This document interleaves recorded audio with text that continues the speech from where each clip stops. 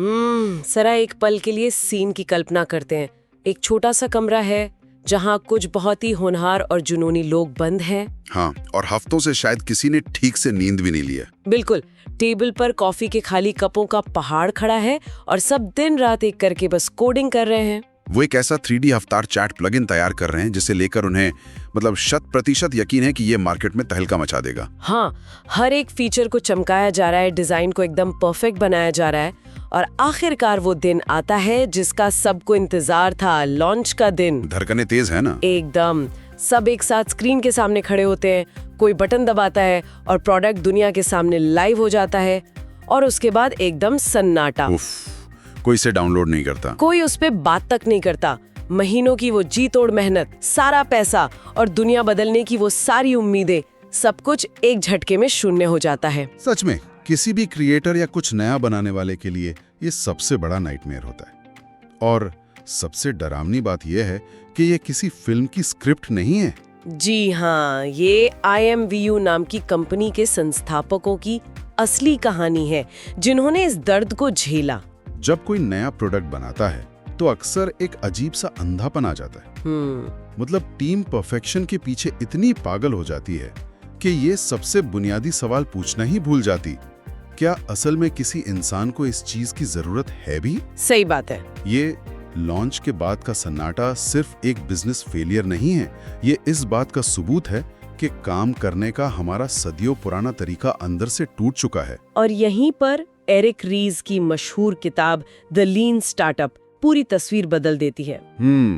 Eric उसी IMVU company के cofounder थे। हाँ, उन्होंने अपने इसी फेलियर के दर्द को समझा, उसके पैटर्न को पहचाना और एक ऐसा सिस्टम डिजाइन किया जो आज दुनिया भर के सफल बिजनेस के लिए एक फाउंडेशन बन चुका है। लेकिन इस गहरी चर्चा में आगे बढ़ने से पहले एक बात बिल्कुल साफ कर लेनी चाहिए। ये सोच लेना गलत होगा कि ये चर्चा सिर्फ सिलिकॉन वैली के उन टेक लोगों के लिए है जो गैराज में बैठकर अगला बड़ा ऐप बना रहे हैं। ये एक बहुत बड़ी गलतफहमी है जिसे दूर करना जरूरी है। ये किताब हर उस इंसान के लिए है जो अत्यधिक अनिश्चितता यानी एक्सट्रीम अनसर्टेनिटी के बीच कुछ नया खड़ा करने की कोशिश कर रहा है। मतलब कोई भी? बिल्कुल। चाहे कोई अपनी नौकरी छोड़कर अपना पहला छोटा सा बिजनेस शुरू कर रहा हो, किसी बड़ी कॉर्पोरेट कंपनी का मैनेजर हो जिसे एक नया प्रोजेक्ट लॉन्च करना है, या फिर कोई ऐसा व्यक्ति हो जो अपनी जिंदगी में करियर का एक बिल्कुल नया रास्ता आजमा रहा हो। जहां भी ये पक्का नहीं है कि आगे क्या होने वाला है, वहां लीन स्टार्टअप की सोच काम आती है। चलिए इसको अच्छे से समझते हैं। अगर मैं इसे एक एनालॉजी से समझाऊं तो पुराने तरीके से ट्रेडिशनल बिजनेस प्लानिंग करना बिल्कुल वैसा है जैसे किसी भूकंप के बीचों बीच खड़े होकर एक पुराना नक्शा देखकर सही रास्ता ढूंढने की कोशिश करना। वाह, ये बहुत सटीक है। कि एक कंपास की जरूरत होती है जो आपको हर कदम पर नई दिशा दिखा सके। बिल्कुल। और इस पुराने नक्शे के साथ हमारे समाज में एक बहुत बड़ा भ्रम जुड़ा हुआ है, द ग्रेट मिथ। वो क्या है? ये भ्रम की सफलता के लिए बस एक रातों रात चमकने वाला शानदार आइडिया और परफेक्ट टाइमिंग चाहिए होती है। लोग अपने आइडिया को लेकर इतने डरे हुए रहते हैं कि उसे किसी डायरी में छुपा कर रखते हैं, इस डर से कि कोई उसे चुरा लेगा। हाँ, मैंने बहुत लोगों को ऐसा करते देखा है। जबकि हकीकत ये है कि आइडिया की अपने आप में कोई खास कीमत नहीं होती।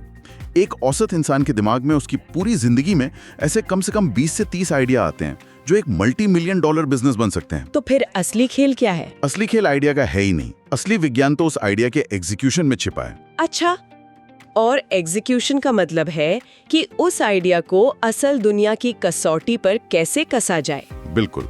और एरिक रीस ने इस एग्जीक्यूशन को एक मैनेजमेंट साइंस बना दिया है। किताब में बताया गया है कि एंटरप्रेन्योर हर जगह मौजूद हैं और ये कोई जादुई टैलेंट नहीं बल्कि एक सीखा जा सकने वाला मैनेजमेंट का तरीका है। लेकिन मेरा यहाँ एक सीधा सा सवाल है। जब हम इस लीन तरीके की बात करते हैं जहाँ बार बार एक्सपेरिमेंट करने पर जोर दिया जाता है, तो क्या इस पूरी किताब का मकसद सिर्फ ये सिखाना है कि जल्दी फेल कैसे हों? लोग अक्सर यहीं आकर उलझ जाते हैं। मतलब अगर हम बार बार फेल होने की ही बात कर रहे हैं तो क्या हम असल में फेल होने की ही प्लानिंग नहीं कर रहे हैं? नहीं, इसका लक्ष्य आंख बंद करके फेल होना या अपने पैसे बर्बाद करना बिल्कुल नहीं है। इसका असली मकसद है स्मार्ट तरीके से फेल होकर सही चीज सीखना, और वो भी कम से कम समय में। स्मार्ट तरीके से फेल होना? हाँ, किताब इसे वैलिडेटेड लर्निंग कहती है। जब कोई नई शुरुआत होती है तो वो बहुत सारी धारणाओं यानी अजम्पशंस पर टिकी होती है। जैसे लोगों को ये डिजाइन पसंद आएगा, लोग इसके लिए पैसे देंगे। हाँ, हम मान कर चलते हैं। बिल्कुल।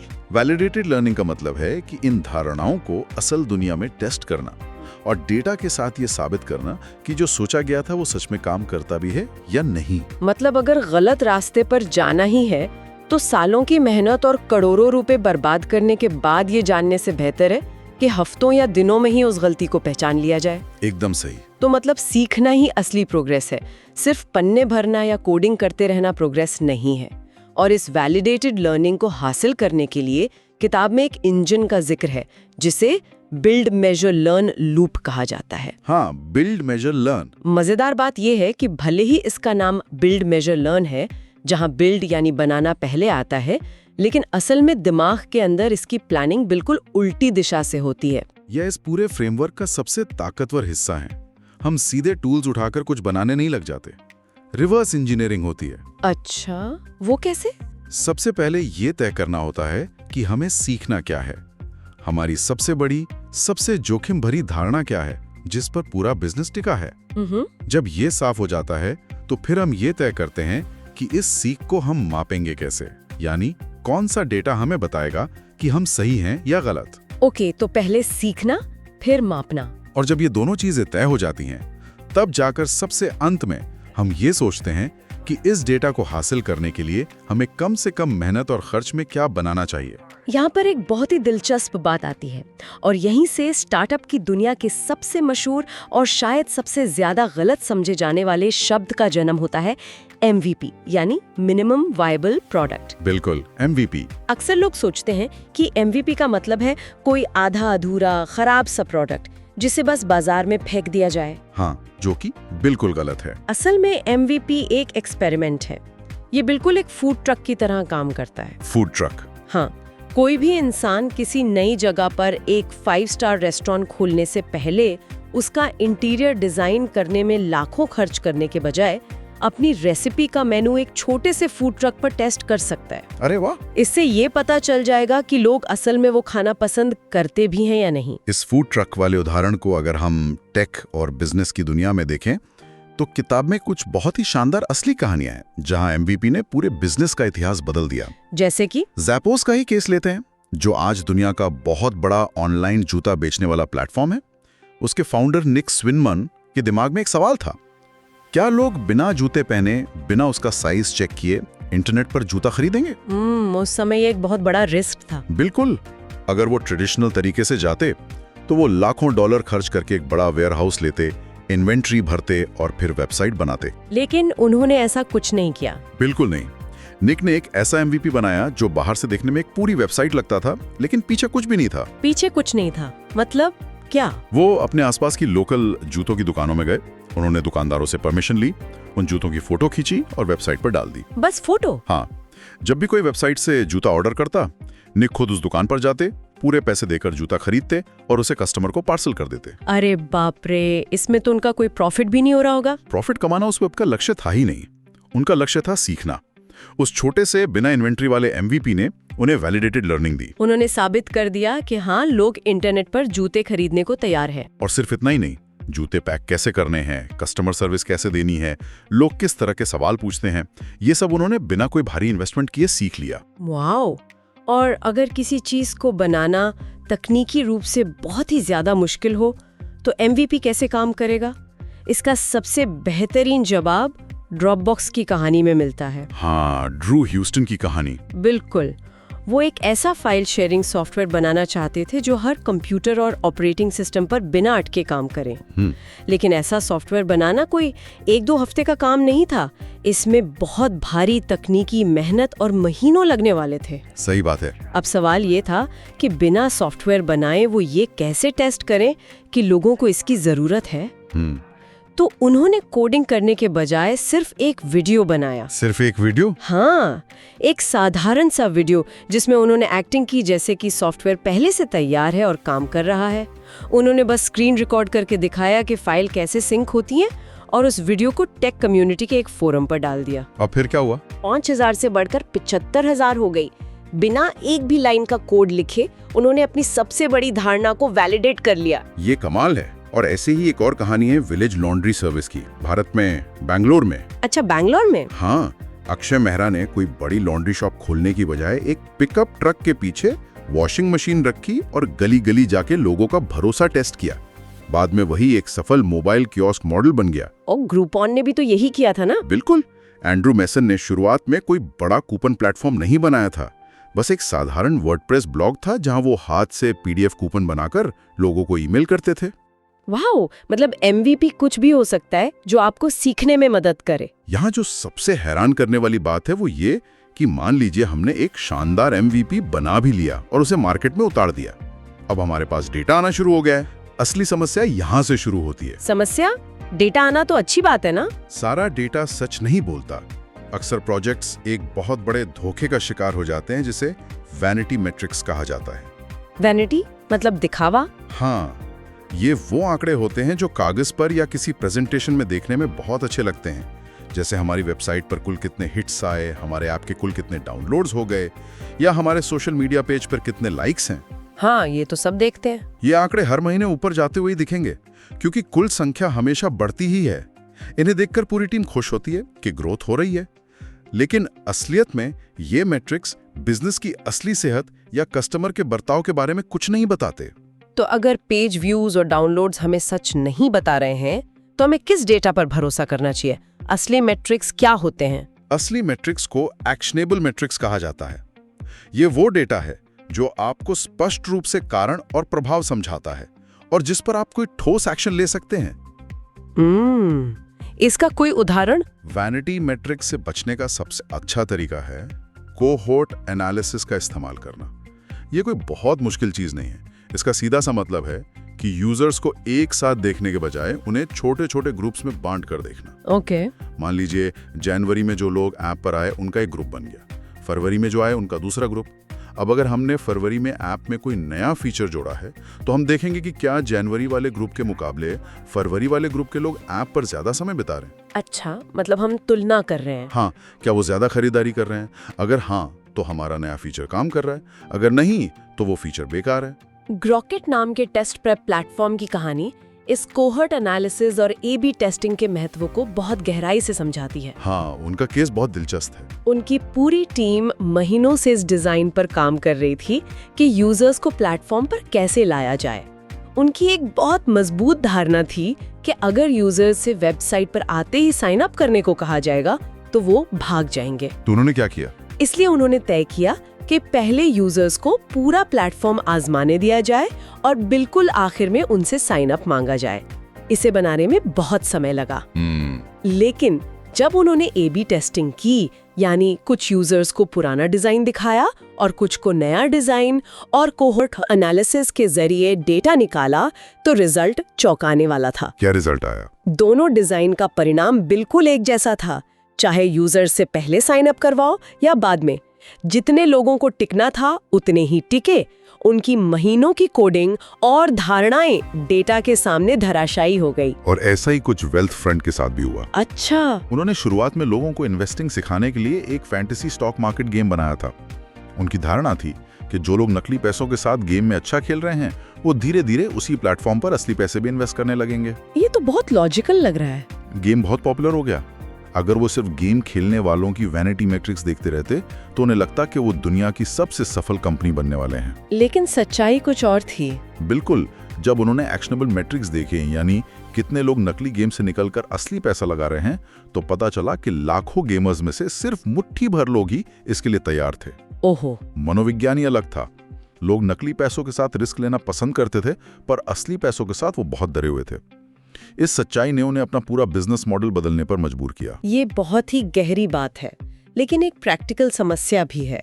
जब किसी टीम को अचानक से पता चलता है कि उनकी महीनों की मेहनत बेकार गई है या डेटा बता रहा है कि उनका आइडिया फेल हो रहा है, तो माहौल बहुत तनावपूर्ण हो जाता है। हाँ, पैनिक हो जाता है। अक्सर ऑफिस की मीटिंग्स में लोग एक दूसरे पर इल्जाम लगाने लगते हैं।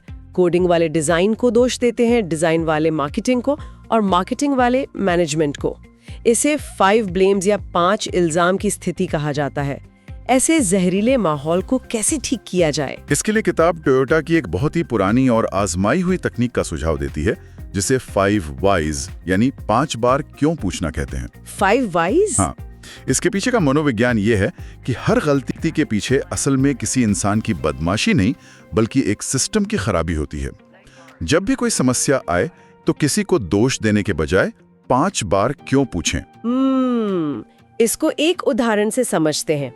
मान लीजिए किसी फैक्ट्री में एक अहम मशीन अचानक रुक गई और प्रोडक्शन ठप हो गया। पहला रिएक्शन क्या होगा? मैनेजर आकर ऑपरेटर पे चिल्लाएगा कि तुमने ध्यान क्यों नहीं रखा। बिल्कुल, लेकिन अगर वो 5 Whys का इस्तेमाल करे तो बातचीत कुछ ऐसी होगी। मशीन क्यों रुकी? क्योंकि अंदर का एक पार्ट ओवरलोड होकर टूट गया। वो ओवरलोड क्यों हुआ? क्योंकि उस पार्ट में तेल नहीं पहुंच रहा था। तेल क्यों नहीं पहुंच रहा था? क्योंकि तेल फेंकने वाला पंप खराब था। पंप क्यों खराब था? क्योंकि उसमें एक फिल्टर नहीं लगा था जिससे कचरा अंदर चला गया। और फिल्टर क्यों नहीं लगा था? क्योंकि मेंटेनेंस टीम के पास कोई चेकलिस्ट ही नहीं थी। अब देखिए, बात एक इंसान की लापरवाही से शुरू हुई थी, लेकिन 5वें क्यों तक पहुंचते पहुंचते हमें पता चला कि असली समस्या एक चेकलिस्ट का न होना है। वाओ, 5 Whys का जादू यही है। ये लोगों को एक दूसरे पर हमला करने से रोकता है और पूरी टीम का ध्यान सिस्टम को सुधारने पर लगाता है। बेहतरीन। तो अब तक की यात्रा में हमारे पास एक टेस्टेड MVP है। हम वैनिटी मैट्रिक्स से बचकर असली डेटा देख रहे हैं और हमारी टीम समस्याओं को जड़ से सुलझा रही है। अब बात आती है बिजनेस को असल में बढ़ाने की। कोई भी हमेशा एक छोटा सा एक्सपेरिमेंट बनकर नहीं रहना चाहता। किताब में बिजनेस को स्केल करने के लिए ग्रोथ के 3 इंजन बताए गए हैं। बिल्कुल, हर सफल बिजनेस इन 3 में से किसी एक इंजन पर भारी फोकस करता है। पहला है स्टिकी इंजन। स्टिकी? हाँ, इसका नाम ही बता रहा है कि इसका काम है कस्टमर को लंबे समय तक अपने साथ चिपकाए रखना, जिसे रिटेंशन कहते हैं। ओके। अगर कोई ऐसा बिजनेस है जहां लोग हर महीने सब्सक्रिप्शन देते हैं, तो उसका फोकस नए कस्टमर्स लाने से ज्यादा पुराने कस्टमर्स को रोक कर रखने पर होना चाहिए। ओके। यहाँ नियम सरल है। अगर नए कस्टमर के जुड़ने की रफ्तार पुराने कस्टमर्स के छोड़कर जाने की रफ्तार से ज्यादा है, तो कंपनी तेजी से ग्रो करेगी। दूसरा है वायरल इंजन। इसका सबसे क्लासिक और शानदार उदाहरण हॉटमेल है। हाँ, हॉटमेल की कहानी बहुत मजेदार है। जब हॉटमेल नया था तो उन्होंने मार्केटिंग पर करोड़ों खर्च करने के बजाय एक छोटा सा हैक किया। उन्होंने अपने हर यूजर के ईमेल के आखिर में एक छोटी सी लाइन जोड़ दी, PS get you free email at Hotmail. क्या बात है। अब जब भी कोई यूजर अपने किसी दोस्त या क्लाइंट को ईमेल भेजता तो वो जाने अनजाने में हॉटमेल का विज्ञापन भी कर रहा होता था। इसे वायरल कोएफिशिएंट के गणित से मापा जाता है। अगर हर 10 यूजर मिलकर 11 नए यूजर ला रहे हैं तो ये प्रोडक्ट आग की तरह फैलेगा। लेकिन अगर वो सिर्फ 9 यूजर ला रहे हैं तो वायरस धीरे धीरे खत्म हो जाएगा। बिल्कुल। और तीसरा इंजन है पेड इंजन। ये सबसे सीधा और गणित पर आधारित इंजन है। यहाँ ग्रोथ के लिए विज्ञापनों या सेल्स टीम पर खर्च किया जाता है। इसका एक ही नियम है, कस्टमर एक्विजिशन कॉस्ट, यानी एक कस्टमर को लाने का खर्च हमेशा लाइफ टाइम वैल्यू यानी उस कस्टमर से होने वाली कुल कमाई से कम होना चाहिए। मतलब विज्ञापन का खर्च कमाई से कम हो। हाँ, अगर एक नया ग्राहक लाने में विज्ञापन पर 50 रुपए खर्च हो रहे हैं और वो ग्राहक अपनी पूरी लाइफ में आपको 500 रुपए का बिजनेस दे रहा है, तो आप उस मुनाफे को वापस विज्ञापन में डालकर असीमित ग्रोथ हासिल कर सकते हैं। लेकिन क्या हो अगर हमारा ग्रोथ इंजन काम करना बंद कर दे? क्या हो अगर हमारे सारे एक्सपेरिमेंट फेल हो रहे हों? यहीं पर किताब का सबसे मुश्किल और अहम फैसला लेना होता है, पिवट या डटे रहना, जिसे पिवट और परसिवियरेंस कहते हैं। हाँ, ये बहुत मुश्किल होता है। तो इस सब का आखिर क्या मतलब है? क्या ये पिवट बोलना अपनी हार या विफलता को छुपाने का एक फैंसी कॉर्पोरेट तरीका नहीं है? जब कंपनियों का आइडिया फ्लॉप हो जाता है तो वो अक्सर मुस्कुराकर कह देती हैं कि हमने पिवट कर लिया है। अगर हम इसे बड़ी पिक्चर से जोड़ें तो पिवट का मतलब हार मानना या अपनी गलती छुपाना बिल्कुल नहीं है। पिवट का असली मतलब है अब तक जो वैलिडेटेड लर्निंग हासिल हुई है उसके आधार पर अपनी रणनीति की दिशा बदल लेना, जबकि आपका मुख्य विजन वही रहता है। अच्छा, विजन वही रहता है। हाँ, ये समझना बहुत जरूरी है कि किसी भी नए प्रोजेक्ट का रनवे सिर्फ इस बात से तय नहीं होता कि बैंक में कितना पैसा बचा है। असल रनवे इस बात से तय होता है कि पैसा खत्म होने से पहले आप कितनी बार पिवट कर सकते हैं, कितनी बार अपनी दिशा बदलकर सही रास्ता खोज सकते हैं। वॉटरसीन के संस्थापक डेविड बिनेटी की कहानी इसका परफेक्ट उदाहरण है कि पिवट कैसे जिंदगी बचाता है। हाँ, उनकी कहानी प्रेरणादायक है। उन्होंने शुरुआत एक सिविक एंगेजमेंट प्लेटफॉर्म से की थी जहां आम लोग नेताओं से सीधा जुड़ सकें। पहला MVP बनाने में उन्हें 8 महीने लग गए और रिजल्ट क्या आया? सिर्फ 5% लोग रजिस्टर हुए। उफ। लेकिन उन्होंने हिम्मत नहीं हारी, डेटा देखा, एक पिवट किया और B2B मॉडल की तरफ गए। जब वो भी काम नहीं किया तो उन्होंने एक और पिवट किया। वो बार बार एक्सपेरिमेंट करते रहे। अंत में वो एक ऐसा प्लेटफॉर्म बन गए जहां कोई भी एक्टिविस्ट सिर्फ 20 सेंट देके सीधा अपना मैसेज पहुंचा सकता था। और फिर इस आखिरी पिवट के बाद उनकी रजिस्ट्रेशन 5% से उछलकर 51% तक पहुंच गए। अगर वो अपनी ईगो पर अड़े रहते और पिवट नहीं करते तो कभी सफल नहीं हो पाते। और ये सोचना गलत है कि पिवट सिर्फ टेक कंपनियां ही करती हैं। पॉटबेली सैंडविच शॉप का उदाहरण बहुत दिलचस्प है। Sandwich shop? हाँ, वो शुरुआत में एक एंटीक फर्नीचर बेचने वाली दुकान थी। अरे, एंटीक फर्नीचर से सैंडविच? बिल्कुल। दुकान में ग्राहकों की भीड़ खींचने के लिए उन्होंने एक कोने में सैंडविच बेचना शुरू किया। कुछ समय बाद उन्होंने डेटा को देखा। लोग फर्नीचर को सिर्फ देखते थे लेकिन सैंडविच के दीवाने हो रहे थे। वाव। उन्होंने अपनी ईगो को किनारे रखा, कस्टमर की आवाज सुनी और अपना पूरा बिजनेस मॉडल ही बदल दिया।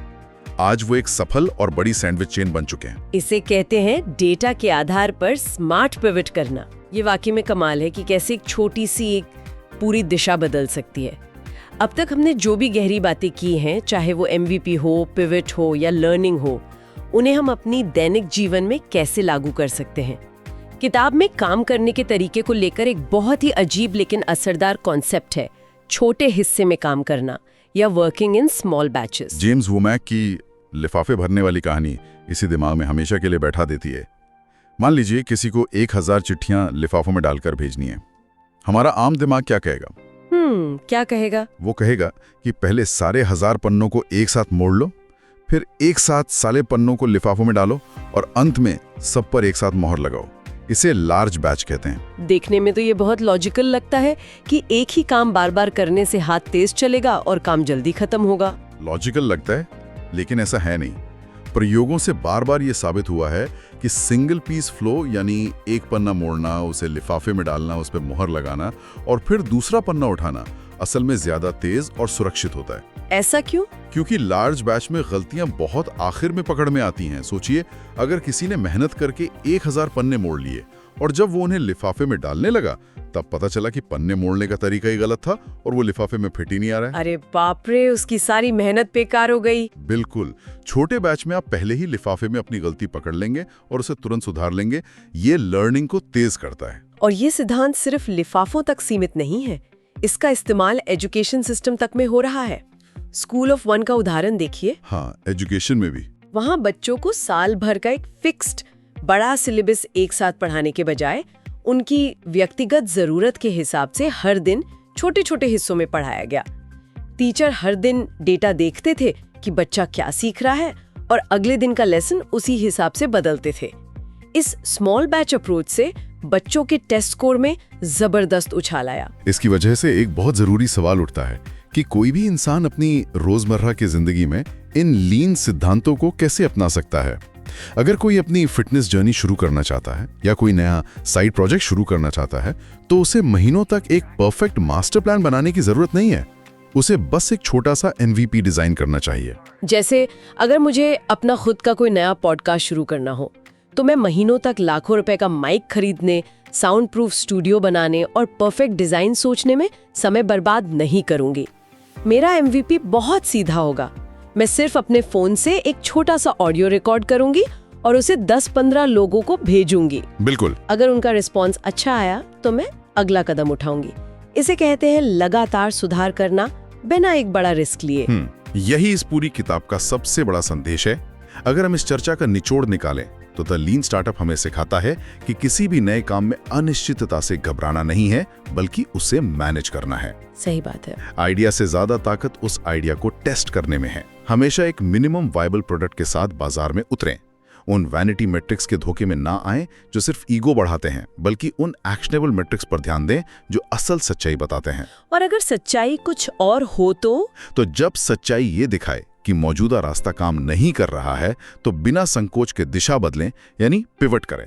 यह वाकई में हमारी सोचने की दिशा और काम करने का नजरिया बदल देता है। और इस गहरी चर्चा को खत्म करने से पहले मैं एक ऐसा विचार छोड़ना चाहती हूँ जिस पर सोचने के लिए हम सब मजबूर हो जाएं। जरा गौर कीजिए, अगर हर नया स्टार्टअप एक एक्सपेरिमेंट है जिसे डेटा और लर्निंग के आधार पर सुधारा जाता है, तो क्या हमारी अपनी जिंदगी और हमारा करियर भी एक बहुत बड़ा एक्सपेरिमेंट नहीं है? बिल्कुल है। हम में से कितने लोग अपनी जिंदगी के गोल्स को वैनिटी मैट्रिक्स पर माप रहे हैं, जैसे हमारी नौकरी का टाइटल क्या है, हमारे बैंक बैलेंस में कितने शून्य हैं, या हमारे सोशल मीडिया पोस्ट पर कितने लाइक्स आ रहे हैं। ये सब देखने में तो बहुत अच्छे लगते हैं, लेकिन क्या ये हमें हमारी जिंदगी की असली सच्चाई बताते हैं? शायद नहीं। क्या हमारे पास असल में कोई एक्शनेबल मैट्रिक्स है जो हमारी सच्ची खुशी, हमारे दिमागी सुकून और हमारी असली पर्सनल ग्रोथ को दर्शाते हैं? शायद हमें भी अपनी जिंदगी के इस बड़े एक्सपेरिमेंट में एक बिल्ड मेजर लर्न लूप की जरूरत है, जहां हम अपनी आदतों को टेस्ट करें, अपनी खुशी को मापें और जरूरत पड़ने पर एक सही पिवट करें। बहुत ही गहरी बात है ये। हमारे चैनल को सब्सक्राइब करें ताकि आप आगे आने वाले पार्ट्स और ऐसी ही और भी शक्तिशाली जिंदगी बदलने वाली किताबों की जानकारी सुन सकें।